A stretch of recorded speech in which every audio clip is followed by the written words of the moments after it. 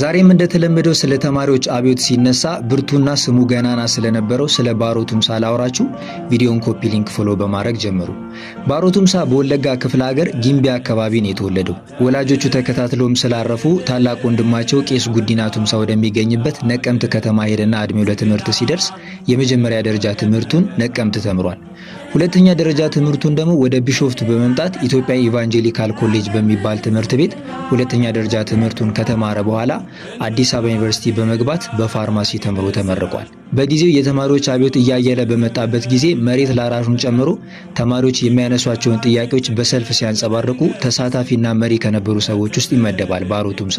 በፋርማሲ ከተመረቀ በኋላ ደግሞ በጤና ቢሮ የፋርማሲ ክፍል ኃላፊ ሆኖ እየሰራ ባለበት ሰዓት ብዙ ብልሹ የነበሩ አሰራሮችን ለማስተካከል በሚሄደው ርቀት ልክ ከሹማምንቶች ጋር በመጋጨትና ብዙ ጥርስ ነክሶበትም እንደነበረ ከታሪኩ መረዳት እንችላለን።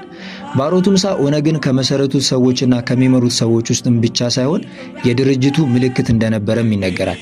በዚህም የትግል ጓዱ ማሞ መዘምር ሲገደልና የመጫና ቱለማ ማህበር ሲበታተን በባሮ ቱምሳ አማካኝነት ነበር ድጋሚ ተሰብስበው ትግል ለማድረግ ይበቁ የነበረው።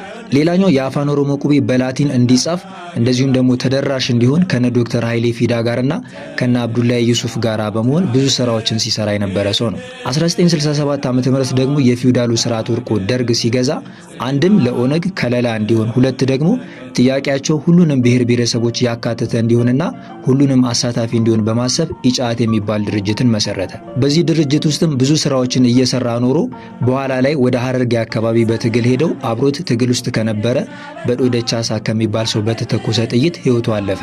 ባሮ ቱምሳ ኢጫትና ኦነግ ላይ ሆኖ ብዙ ሲሰራቸው የነበሩ የትግል ስራዎች ረጅም ስለሆኑ በሌላ ቪዲዮ ሰራላችኋለሁ። ስለ ባሮ ቱምሳ የአብዮቱ ዘመን እንቅስቃሴ ዛሬ ያነሳውላችሁ። ቪዲዮ ታሪኩ ከተመቻችሁ ሁሌ እንደምለው ኮፒ ሊንክ ፎሎ ሪፖስት ማድረግ እንዳትረሱ። ይመቻችሁ።